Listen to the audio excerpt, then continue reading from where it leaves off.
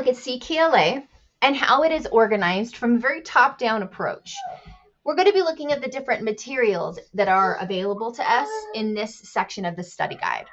When you enter CKLA, when you go to Amplify and select CKLA, you have to choose the program, the grade that you'll be teaching.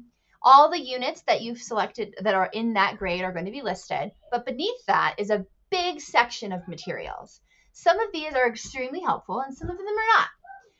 We're going to look at the intervention, assessment, and remediation guides later on in the school year of next year. It's a dense read. There's lots of pages in it, but we're going to take a look at it together. But if you want to dive in sooner, please feel free.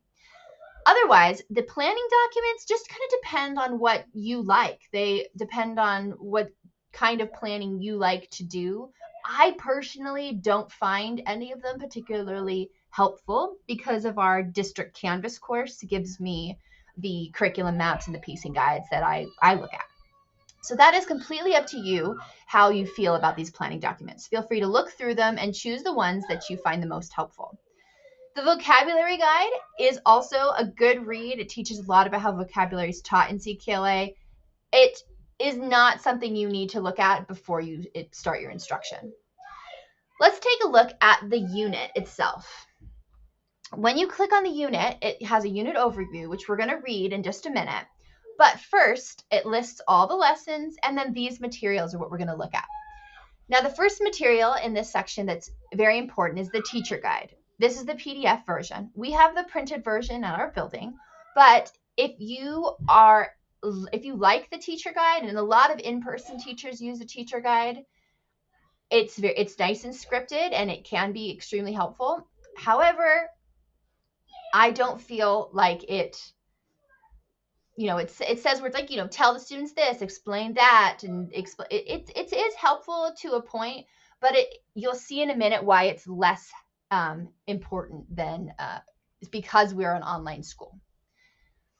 For instance, if you click on a lesson and you click on teach when it appears, it has been giving me an issue, guys, so it might not appear. But when you click on teach, it opens up almost like a PowerPoint, like a version of the PowerPoint for you to see as the teacher. And those teacher directions show up on the right-hand side of the screen like a column.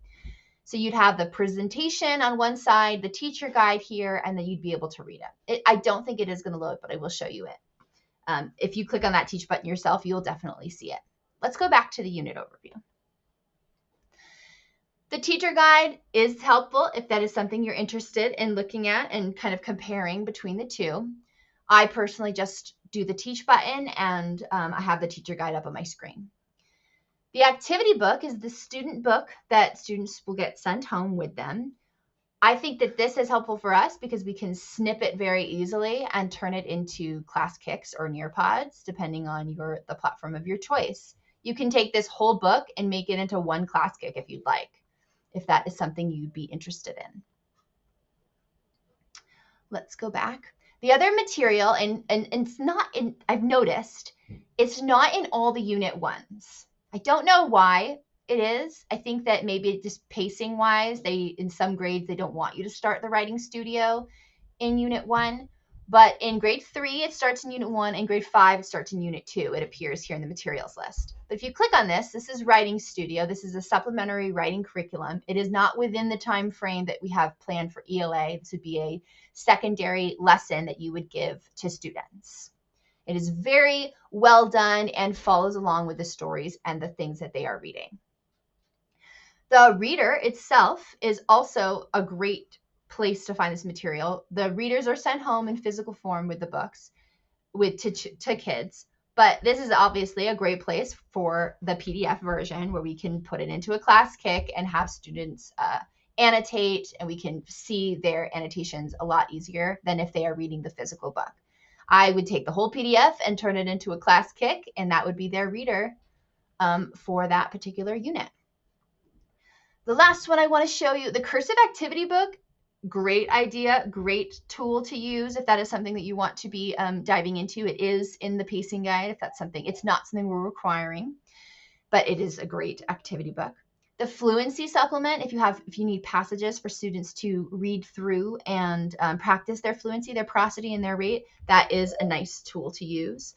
The rest are kind of up to your personal preference. Like, click through and decide which of these is going to be the most helpful in your instruction. As far as best practices and things we would like you to be using is the PDF versions of the readers and the activity books so that you can use them as digital tools for students.